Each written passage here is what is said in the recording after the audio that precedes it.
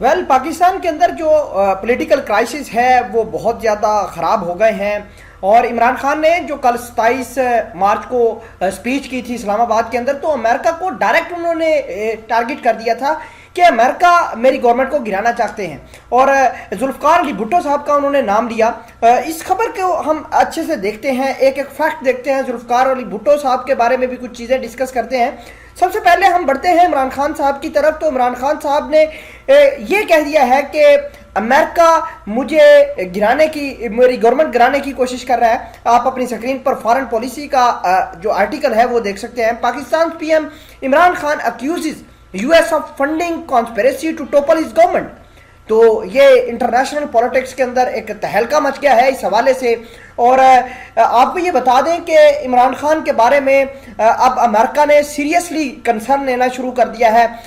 ہمارے بہت سارے جو پولیٹیکل لیڈرز ہیں، خصوصاً جو پاکستان کی ڈیفنس اور فارن پالیسی کے اوپر کافی اچھی نظر رکھتے ہیں، تو وہ کہتے ہیں کہ ہو سکتا ہے کہ را اور سی آئی اے، اس کے علاوہ موساد، بھارت کی ایجنسیز مل کر عمران خان کو لائف تھریٹ کر سکتے ہیں، یعنی ان کو خطرہ ہو سکتا ہے۔ ناظرین گرامی، اس کے علاوہ ہم بات کریں عمران خان کے بارے میں، تو Imran Khan says foreign funding conspiracy out to topple his government claims to have evidence in written. ہاتھ میں لیٹر پکڑ کر وہ دنیا کو دکھا رہے تھے کل، اور کہا کہ میرے پاس لیٹر ہے جس کے اندر ریٹن پروف لکھے ہیں۔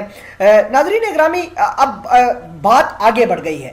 گورنمنٹ گرنا نہ گرنا، اگر گورنمنٹ سروائیو کر جاتی ہے نہیں کرتی، لیکن جو پاکستان کے اندر پولیٹیکل ٹرمائل یا پولیٹیکل انسٹیبلٹی آئی ہے اس کا خلا پورا نہیں ہوگا۔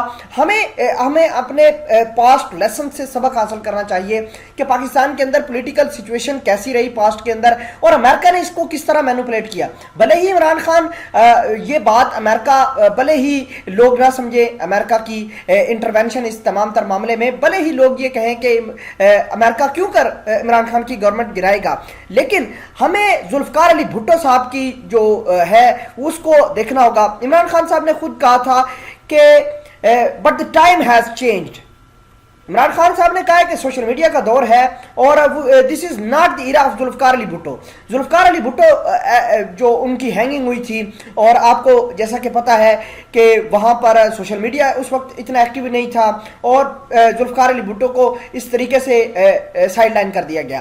اس کے علاوہ اگر ہم بات کریں ذوالفقار علی بھٹو کی، تو ذوالفقار علی بھٹو پہلے پریزیڈنٹ رہے، بعد میں پرائم منسٹر ہوئے۔ اس کے علاوہ 1971 کی وار جو ہوئی تھی ہماری بھارت کے ساتھ، جب بنگلہ دیش علیحدہ ہو گیا تھا، تو پاکستان کو ایک بات تو پتہ چلی کہ پاکستان نے جو بھی جنگ کرنی ہے، جو بھی لڑائی کرنی ہے کسی کے ساتھ، تو وہ اکیلے ہی کرنی ہے، امریکہ اس کے اندر نہیں آئے گا۔ تو امریکہ بھلے ہی وہ فنڈ کر رہا ہے، بھلے ہی جو بھی کر رہا ہے، لیکن ہمیں اپنا پولیٹیکل سچویشن، پولیٹیکل انوائرمنٹ اچھا بنانا ہوگا، تاکہ امریکہ جیسے ملک کو یہاں موقع ہی نہ ملے۔ اب دیکھیے کہ اگر پاکستان کے اندر ایک پولیٹیکل کرائسس آتا ہے، عمران خان کی بات سچ نکلتی ہے، عمران خان کی گورنمنٹ گر جاتی ہے، تو ظاہری سی بات ہے جو نئے لوگ آئیں گے وہ امریکہ کے ساتھ نہیں ڈیل کریں گے، اور ہو سکتا ہے کہ یہ افغانستان کے معاملے کو لے کر پاکستان کے اندر سی آئی اے کے آفیسز کھلا دیں، ایجنٹس بن جائیں۔ یہ معاملات پہلے بھی اس طرح کے ہوتے رہے ہیں مشرف دور میں،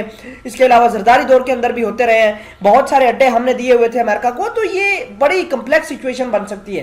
تو آپ کی کیا رائے ہے اس حوالے سے؟ کمنٹ سیکشن میں ضرور بتائیے گا۔